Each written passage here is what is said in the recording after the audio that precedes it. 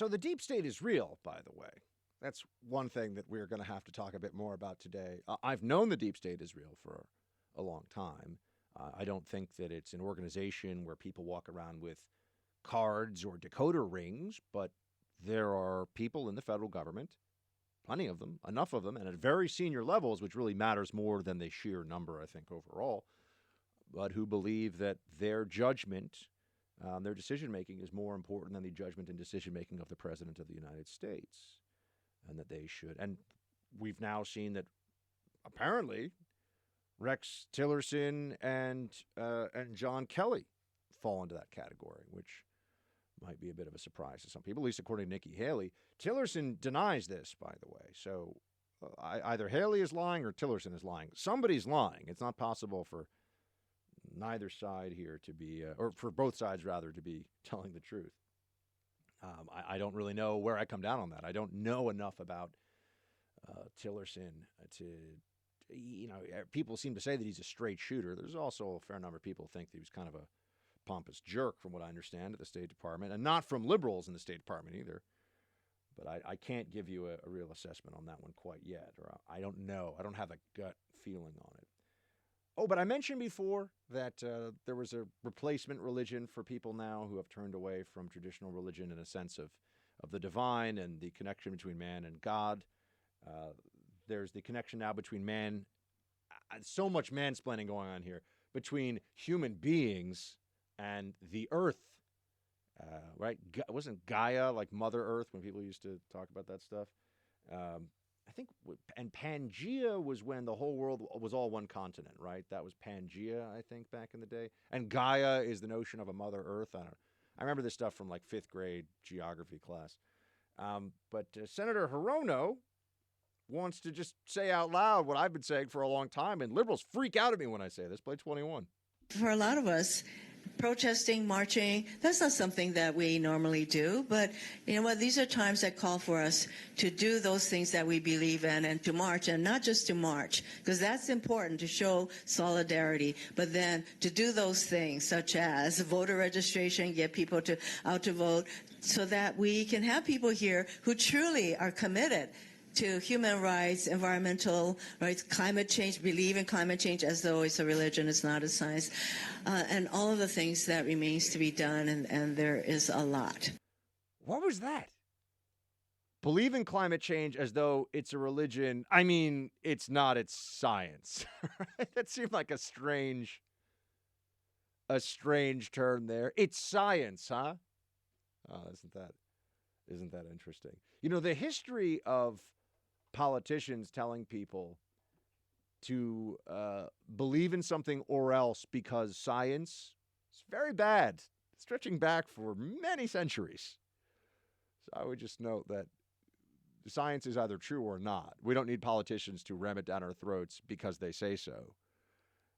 But Mazie Hirono, as I've said before, and I don't mean to be unkind, I just mean to be accurate, I think she's the dumbest person in Congress.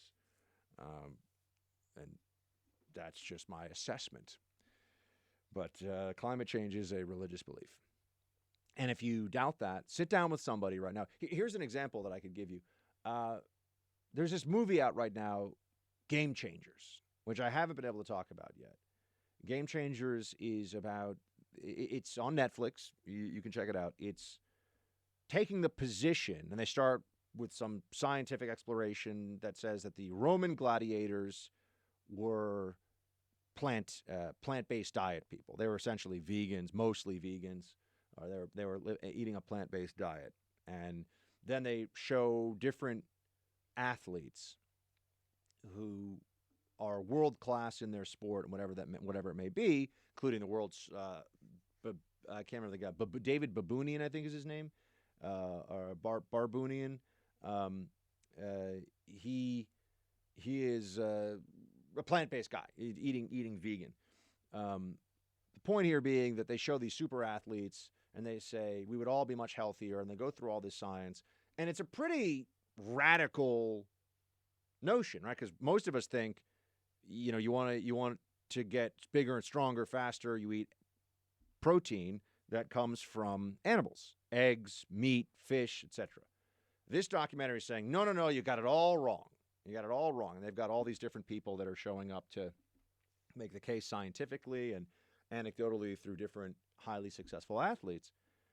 And I'm not angry at the documentary, right? I don't sit here and say, I love steak, I love eggs, these people are zealots, they're crazy, because I don't know. Some of it seems pretty feasible to me. Some of it, it's interesting. I want to know what the truth is, but I'm not. I mean, the fact that they're telling me that I should stop eating my bacon and eggs every day, I don't know if that's ever going to happen, even if it turns out that they are, medically speaking, scientifically correct, but that's a choice, But I don't get angry at them. This is an interesting debate, an interesting discussion. Some of you might be like, Buck, I'd get angry. But, I want to know what's real. And I'm open to the possibility that they're right or there's some truth to this, and I want to study it more. And, perhaps some of what they suggest is accurate for certain people, maybe your genetic makeup. Some people do better with a vegan or plant-based diet. Point being that that's a scientific inquiry. Right? That's a back and forth you have over what is true. When you tell somebody that the world's not going to end in 12 years, they act like crazy people if they believe in climate change. How could you say that? There's all the scientific consensus. Then we say, well, are you making dramatic changes to your life because you want to save the planet? Well, the answer is always no. I mean, they never make dramatic. They rarely make any changes at all. And you say, well, that seems a bit hypocritical, doesn't it? I mean, if you're not going to do anything, if you don't care about humanity, why should you use the force of government to make other people care about humanity? Oh, how dare you? Well, they get upset because it has been internalized as a religious belief, a belief that exists to give people meaning and to make people feel virtuous and feel like they are better than others, actually. And that is where climate change gets most of its adherents. It has nothing to do with anyone understanding the science. And all you have to do is start to point to different scientists who will talk about water vapor and cloud cover, and there are all these other theories that real scientists pose about what the reality of our heating planet is, and people scream at you and they freak out and they go crazy. They're not trying to convince you, though. Just stop browbeating me, right? Stop just shouting me down. Explain to me why. Explain to me why. They get angry, right? If someone sat down with me and they said, should you or should you not get the flu vaccine, which every year you get, and I hear from very smart people on both sides of that, and I like to sit down and talk to them. Should you get a flu vaccine? I mean, by the way, it can be a life or death issue, actually, but generally speaking, there's people that say, you're rolling the dice. Sometimes it works, sometimes it doesn't. Sometimes there are side effects, sometimes there aren't. But that's how, science is often complicated. And decision-making based on science involves judgment. And judgment obviously has some degree of subjectivity to it. But the people that are the climate change devotees, they don't take any of that into account. They are fascistic in the way they want to approach this problem. For those, the fasces comes from ancient Rome. It's a bundle of sticks, bringing everything together to make it stronger. That's the origin of the word fasces. And the actual symbol of the fasces was, I believe, an axe with sticks around it tied with twine, right, to make it a stronger unit. But it's collectivism. The origin of fascism is actually collectivism, and collectivism is very much what you need if you're going to take on the global climate challenge. And people also like to feel like they're a part of a community in that sense. They're part of a team, the climate change team. But that's just more of my why this is religion. And then there was a moment, Tom Steyer is one of the billionaires. There are a few billionaires right now who, it is true, spend a tremendous amount of money to influence political conversation in ways that most people aren't really all that aware of. I'm not saying they're hiding it necessarily, although I think some of that happens. Especially on environmental stuff, by the way. There are all these pass-throughs and grassroots organizations that are actually funded by mega wealthy donors, but they put it into a group that then disperses it to other groups, and so it's hard for people to know what's really a popular movement or what's just being funded by rich people. But Tom Steyer, Bloomberg, and Soros are spending a lot of money to influence a conversation about climate change. And Steyer had this town hall where a student got up and I gotta share with you the student's question. It's one you should hear. Play clip 5, please. In Iowa, higher education is in crisis. The Iowa Board of Regents hikes tuition year after year, shifting the burden of funding public universities onto students' backs. This model is being repeated at almost every public university system across the country, and it ain't right. How does your vision for free college ensure that states can't take educational rights away from students, especially formerly incarcerated and undocumented students? That's your Democratic Party right there. A lot of theatricality, a lot of feeling, not a lot of sensibility, not a lot of sense. What especially undocumented students. Okay, the word is illegal. The term is illegal alien. They can change the term if they want. They should go through Congress to do that, though, because we do have federal laws, and federal laws refer to people in the country illegally as illegal aliens. So I'm not going to start referring to somebody who is a burglar as an uninvited requisition expert. I'm going to refer to them as a burglar because burglary is a crime that is described in legal books, right? So I just don't think that we should change words because people want the word to be changed without actually going through the process of doing it legally. That's one part of this. As you know, I hate this term undocumented. It's a propaganda term. That's all. It's a propaganda term, plain and simple. It comes right out of the Orwell playbook, or what Orwell described as a warning to all of us. Wrongthink and all of these. You have so many of these terms that come from the Orwellian lexicon that it feels like now more than ever are useful for our discussions. But especially for formerly incarcerated undocumented students. I mean, this is a perfect crystallization of a liberal mentality in today's America, where the positions you hold you haven't really thought through it. It's not about the positions. It's not about the reality of like who pays for stuff. How does this work in policy? It's how does this sound to the other liberals around me? Are they gonna clap for me?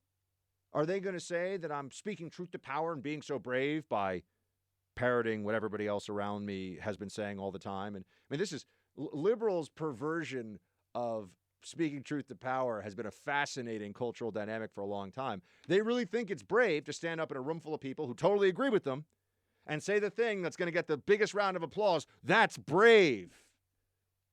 I don't think that's brave. I don't think that's brave at all. I think it's the opposite, in fact. But this is the Democratic Party. And this is the Democratic Party that we are increasingly finding ourselves separated from by not just a policy fracture, but a chasm. It has gotten quite wide. What are educational rights, by the way? Did I have an educational right to have somebody else pay for me to go to one of the best business schools in the world to get an MBA? Because I was told take out big loans. Thank God I was told that, because that's why I work in media instead. Because I said, I don't want to have loans for the next 30 years or 20 years or whatever it would be. I don't want that. Didn't want to do it. Made a choice. Why didn't my educational rights extend to Tom Steyer paying for me? What would it cost? The school I was going to go to cost, 150 grand, 2 years. That's what it would have cost with living expenses and everything else.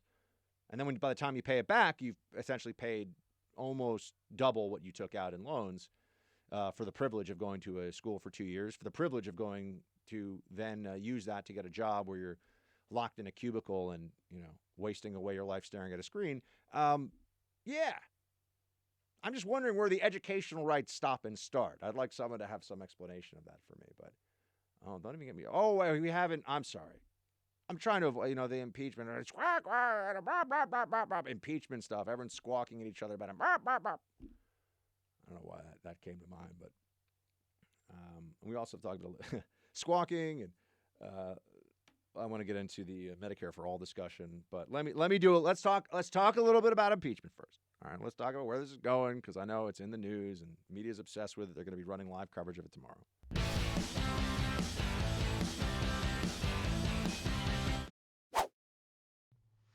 It would be an incredible coincidence if from various sources within the administration they just all simultaneously accidentally fell upon the same idea that they could somehow persuade Ukraine to investigate the Bidens.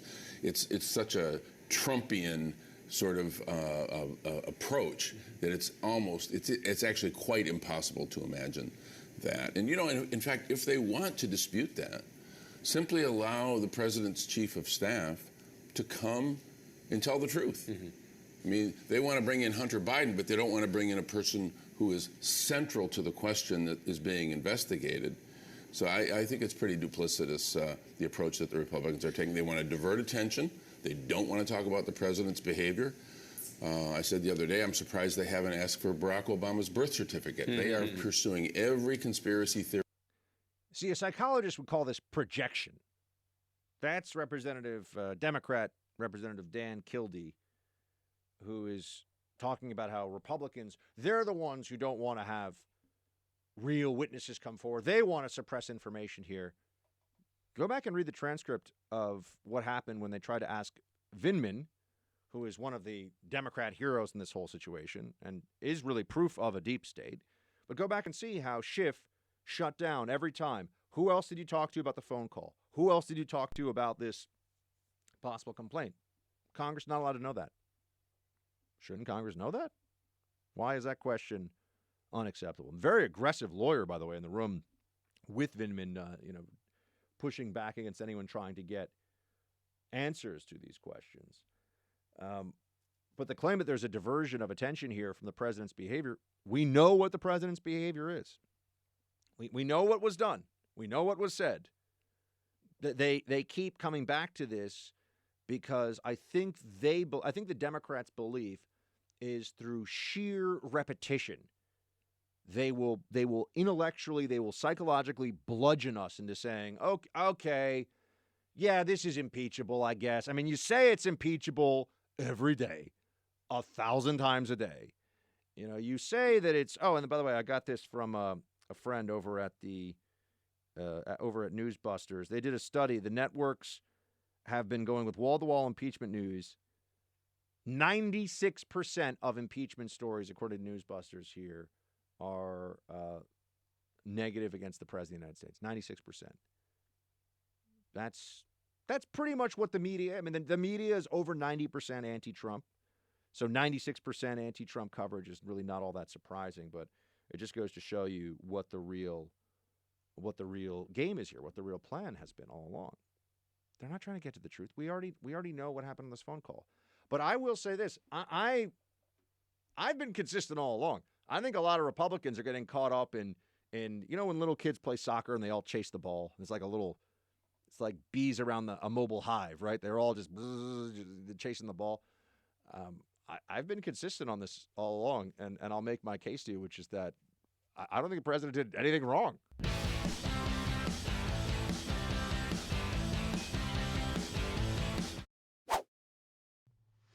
All right, team. So Nikki Haley is making the rounds right now with her book, With All Due Respect. I think it's funny because anybody who says with all due respect is about to be disrespectful. So maybe that is the intention. I think there's a few ways. And look, that's a clever title, right? If that's the idea that, is it with all due respect, Nikki? Is it? But she's out there and she's trying to make the case that she didn't agree with some of the senior Trump administration officials who viewed the whole thing as, thought there was a necessity to undermine or to subvert, push aside Trump decision-making to the benefit of the country.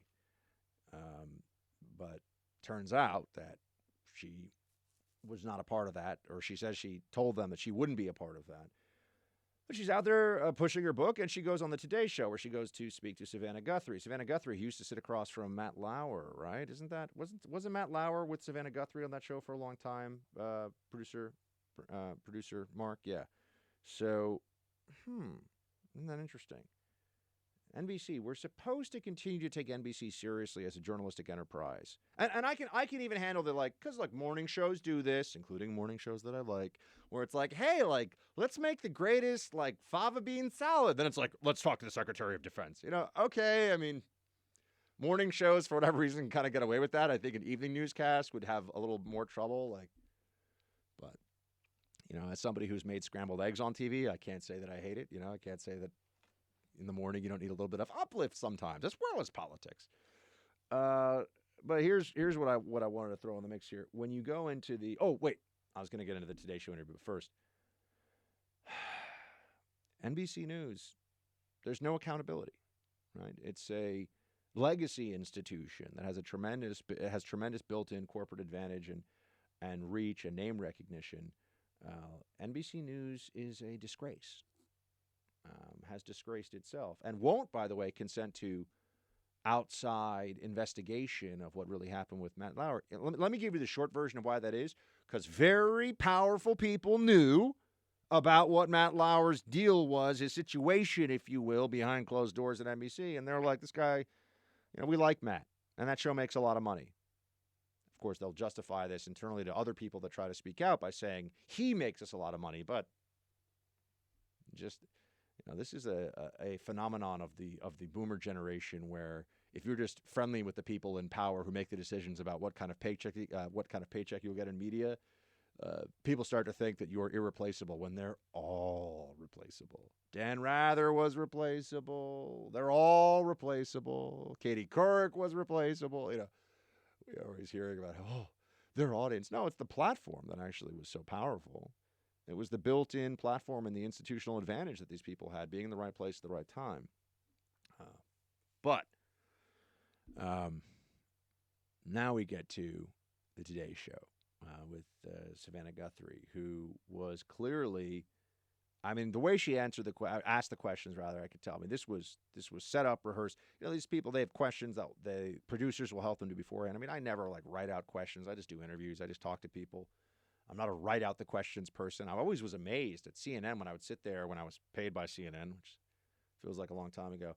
I'd sit there and the anchors would have questions pop up in their teleprompter. They couldn't come up with their own questions. They had to, yes, I will read whatever the producers write in the prompter. Like, really? But I guess some people just don't have the Buckster skills. I don't know what to tell you. The Buckster, just me and producer Mark making all the magic happen in here. But she went into, Nikki Haley went into the Today Show to talk about her book. And she should have known that, Guthrie's a lib, obviously. Otherwise, she wouldn't have the job she does. Guthrie's a lib. And there's a narrative that has to be hammered home, and the narrative is that Trump is horrible. And I got to tell you, Nikki Haley, it was rocky today in this interview. It was not good, and I want to explain why. But producer Mark, please give us a little snippet, if you will, of how this exchange went. The president has said this was a perfect call. Do you think this was a perfect call? If in his mind he thinks it was a perfect call. What do you think? I think it's never a good practice for us to ask a foreign country to investigate an American. It's just not a good practice. Having said that, there's no insistence on that call. There are no demands on that call. The aid did go on hold. It eventually was released. You can have those hypotheticals. It was released. That's a fact. The aid was held up. That is not a hypothetical, right? Was the aid released? It was. Okay. One of the things when we talk about the call, and you said, I think I won't put words in your mouth. I think you said it's really not advisable to have someone a president asking for a political favor like that, asking for an investigation into an American citizen. I went back, actually looked at your resignation letter, and you said, through it all, we were always placing America first. How is asking a foreign country to investigate your political rival putting America first? Well, I think whose interest is that in? Is it in America's interest, or is it in the president's personal interest? Ukraine has always been an issue with corruption. That was the case, that we always knew that there was corruption that was involved. Okay, but Ukraine. The corruption mentioned by the president here has to do with Joe Biden and the DNC server. Those are the two very specific examples. And Americans should want to know the answer of, did Biden pressure the prosecutor to do what he did? And I think there's a real question there. You can question the president, but you also have to question what Biden did. Oh, she started to get around to at the end there, but she is letting Guthrie get away with all kinds of stuff here. And the framing of the question, the way she asked the question. Here's the response. When people do this, I'm going to try to help, because I know a lot of people seem. Does Joe Biden have immunity from federal investigation because he's running for president? Because we know Donald Trump didn't have immunity from investigation when he was running for president. So is there a special Joe Biden and his son Hunter Biden cannot be investigated clause somewhere in the Constitution? Where did I miss that? On what basis would Joe and Hunter Biden be legally treated differently than any of the rest of us? You say, oh, okay, well, yeah, I guess that they are subject to investigation, whether it's by the United States federal government or by a foreign government that they have perhaps engaged in criminal or corrupt practices in.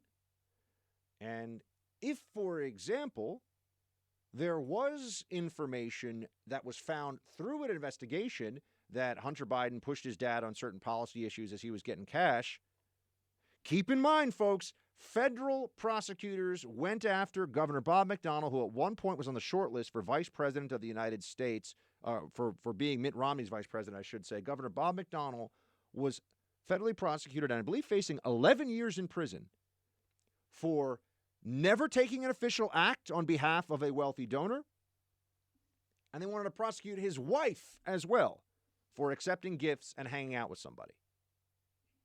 That was the standard that the libs would use against a prominent Republican in a very important state, Virginia, as we know, for electoral and national political purposes. So, okay, let's go back to Hunter Biden for a second here. If Hunter Biden's getting 50, does anyone ever find out what were the other board members making? Oh, he was also getting paid before he was even on the board. That's come out recently. They're just like throwing money to this guy.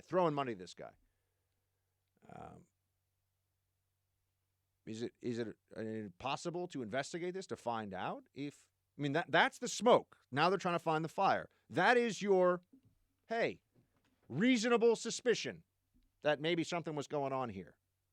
Yeah, you would think that you might be able to get there. You think that maybe there'd be a problem, but media has no interest in finding out those answers, do they?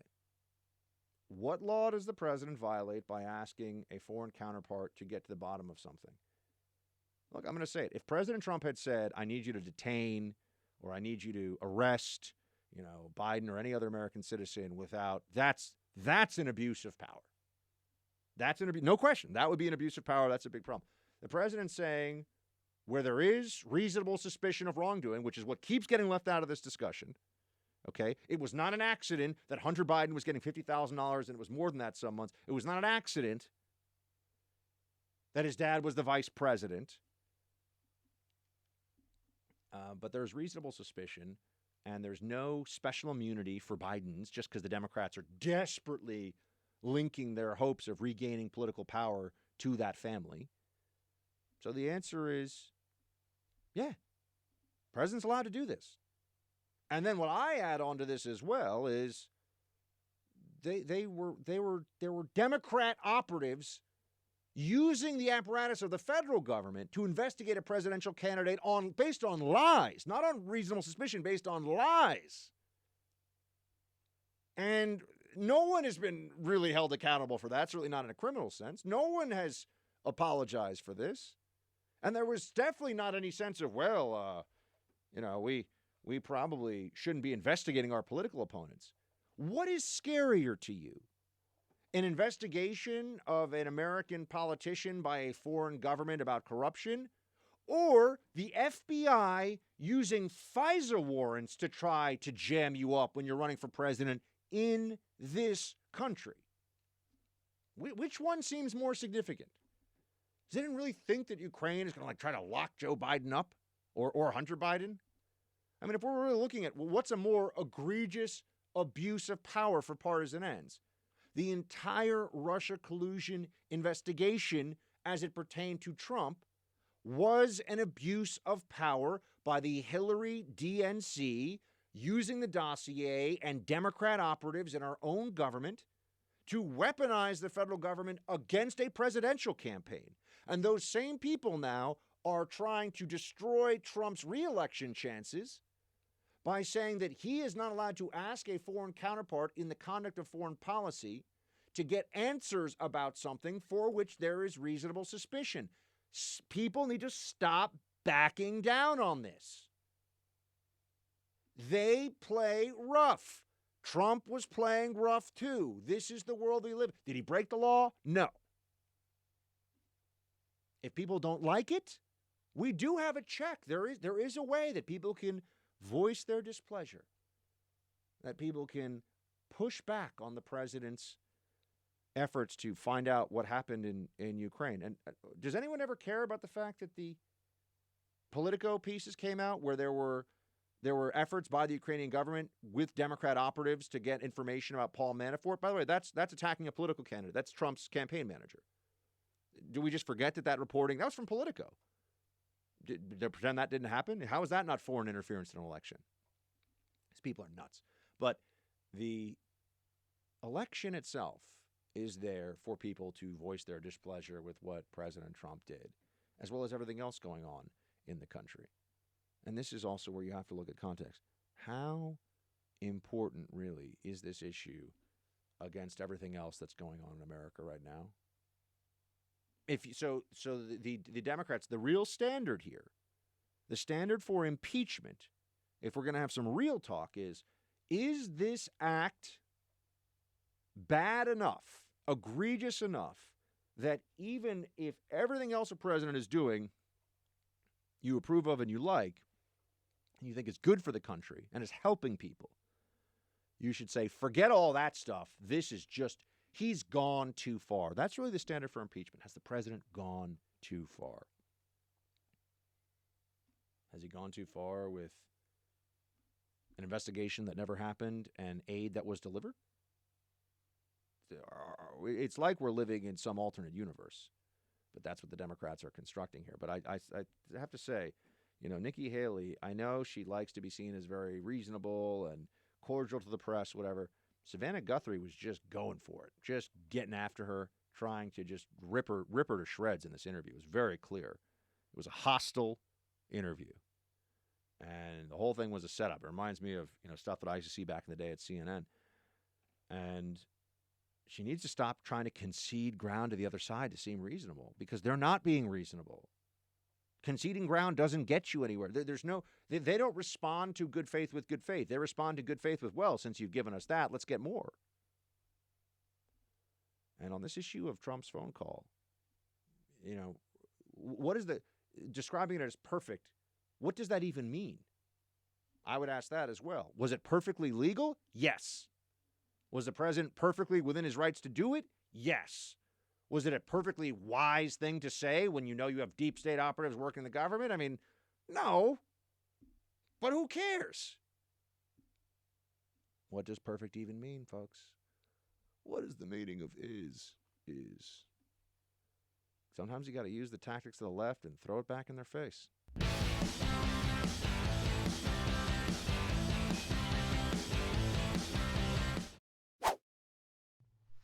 What's your response to those Republicans who say that Hunter should speak to the country? There is zero rationale for that to happen. Nobody has suggested anything was done that was inappropriate. This is all a diversion. This is classic Trump. Classic Trump. Focus on the problem. We have a president who is one of the most corrupt people to serve in that office. Look, I redo, what Biden do. I released 21 years of my tax returns in detail. Mr. President, you worry about corruption? Release some of yours. Well, Joe Biden's taxes involve getting money from taxpayers and then giving speeches about his time getting money from taxpayers. And I love how he's talking about Trump diversion and then goes into a diversion. They're talking about Hunter Biden. No one's talking about taxes, Joe. But also this claim that this is what he said, quote, nobody has suggested anything was done that was inappropriate. I've suggested it. A lot of people have suggested it. Why is your son getting $50,000 a month, folks, from Ukraine? From a Ukrainian natural gas company, when your dad is the most important policy person for that country in the world. That looks bad. That is worthy of an investigation. It just is. And if the Ukrainians come back and say, sorry, there's nothing there. We looked at it. Okay, well, then we've done. But also, what about the journos that used to show up and have all kinds of questions about this stuff all over the place? right? Corruption is such a big issue for journalists. They're really going to pretend that this isn't gross?